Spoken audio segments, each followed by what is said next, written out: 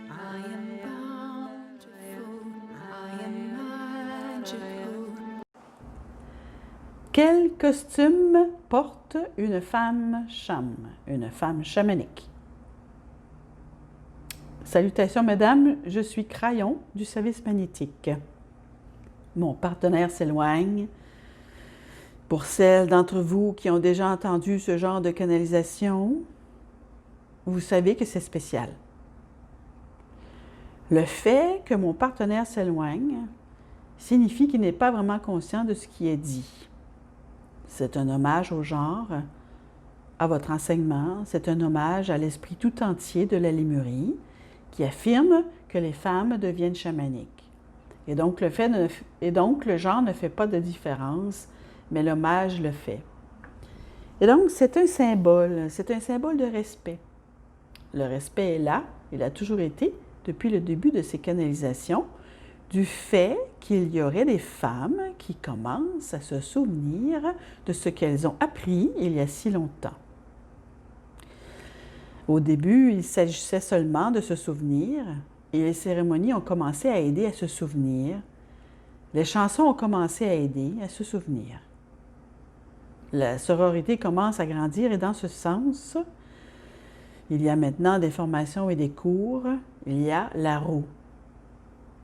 Elle devient donc beaucoup plus spécifique dans sa nature lémurienne, cette roue, et dans tout cela, et à cause de cela, vous devez avoir un pied dans un monde et un pied dans un autre, en étant chamanique ou en apprenant ce qu'il est, ou même en captant les idées de ce qui pourrait être possible dans votre vie.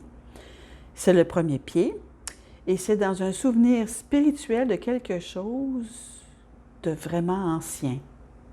Et l'autre pied dépend de qui vous êtes, mesdames, de l'âge que vous avez, si vous avez encore des enfants autour de vous, ou peut-être que vous êtes maintenant grand-mère, ou encore peut-être que vous êtes seule et que toutes ces choses sont du passé. Peu importe. Vous vivez toujours dans ce qui est un monde réel. Et nous avons parlé plusieurs fois de ce qui est un monde réel et de ce qui ne l'est pas. Pour vous, vos amis, votre famille, vos enfants et tout autour de vous, ce monde réel est celui auquel vous vous réveillez chaque jour. Mais ce que l'on vous enseigne, ce qui est dit, est ceci. Qu'en est-il d'une réalité qui sera aussi un monde réel dans lequel vous vous réveillerez chaque jour, dans lequel vous vous êtes changé parce que vous commencez à mûrir, vieilles âmes, et à vous souvenir des méthodes chamaniques. Une vraie chamane est un maître. Une vraie chamane est celle qui tempère l'énergie autour d'elle, ce qu'elle dit ou qu'elle marche, et chaque fois qu'elle fait quelque chose qui semble normal, elle le fait avec maîtrise. C'est la différence. Ainsi, un pied dans un monde, un pied dans l'autre, deviennent lentement et fermement les deux pieds dans le monde de la sagesse chamanique. Et donc, je vais vous demander quelque chose. Quel est donc votre déguisement? Je suis au courant d'une fête qui approche, en particulier dans votre culture. Elle est généralement pour les enfants, et les enfants adorent se déguiser. Ils portent des masques de toutes sortes, ou des tenues et des costumes, et ils se cachent derrière cela. C'est amusant pour eux. Mais il est aussi très difficile de savoir qui est sous ces costumes et ces masques, vous savez.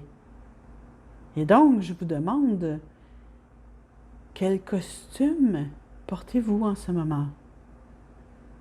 Et vous comprenez peut-être ou pas que la métaphore est le costume d'une mère, d'une grand-mère, d'une femme au foyer peut-être, ou d'une associée, d'une ouvrière, de n'importe lequel de ces costumes, d'une gestionnaire, d'une banquière peut-être, je sais qui est ici. Tous sont des costumes, car sous chacun d'eux se trouve cette belle femme lémurienne chamanique, celle que nous voyons. Et nous disons, je veux que vous vous souveniez de ceci. souvenez-vous de ceci.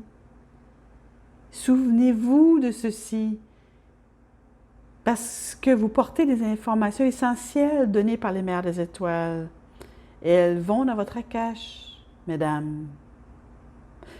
Parce que votre genre est bien plus en mesure de s'en souvenir, de les utiliser et de les comprendre. Et c'est pourquoi vous êtes ici. Dans tout cela, vous devez porter un petit costume. Et le costume protège en quelque sorte la magie, pourrait-on dire. Et puis, à un certain moment, ceux qui vous entourent commencent à comprendre qui vous êtes. Ils commencent à voir la sagesse, peut-être même la maîtrise. C'est alors que le costume commence à se défaire. Et ils ne se soucient pas de ce qu'il y a en dessous, parce qu'ils en sont venus à vous aimer pour les nouvelles informations que vous donnez. C'est de cela qu'il s'agit le plus souvent. Voilà le changement en vous dont il est question.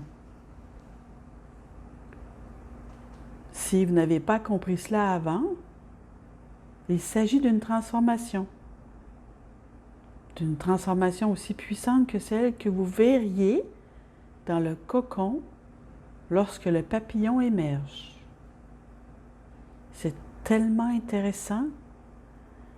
Si vous demandez à la chenille, « Oh, quelle est la suite à cela? » La chenille vous répondra, « J'en ai aucune idée. » Vous n'aurez jamais la réponse. Eh bien, vous savez que je vais passer par une période typique, connue, et apprendre beaucoup de choses, et ensuite m'envoler. Et voilà, parce que la chenille ne pouvait pas regarder vers l'avenir pour savoir ce qui allait se passer ensuite. C'était caché. En ce moment, vous passez à travers le cocon. Et c'est la connaissance, l'apprentissage. Vous commencez à comprendre que ce qui se trouve de l'autre côté est transformateur. Peut-être portez-vous le costume de la chenille, sur le point de faire apparaître de belles couleurs et de vous envoler. C'est ce que nous voyons. C'est la raison d'être de la sororité. Ce papillon dont nous parlons, c'est cette femme équilibrée, sage, gentille, chamanique, qui sait quand parler et quand ne pas parler, qui s'assiera avec les autres et aura le genre de sagesse qui la fera taire quand vous parlerez, parce que vous parlez avec amour et compassion, et non avec autorité. La vraie chamane, qui est une vraie chamane, la chamane, est celle avec qui les autres veulent être grâce à cette compassion, parce que vous n'exigez rien. Mais il s'assoit à vos pieds et peut-être même vous aime. C'est la formation qui est essentielle. Donc, continuez à porter ce costume si vous le souhaitez pendant un certain temps, jusqu'à ce que vous sentiez qu'il peut être enlevé et que tout le monde puisse vous voir, non pas comme quelqu'un d'étrange, non pas comme quelqu'un de bizarre, mais comme une personne sage, compatissante et belle. Je suis Crayon, en amour avec vous tous, et il en est ainsi.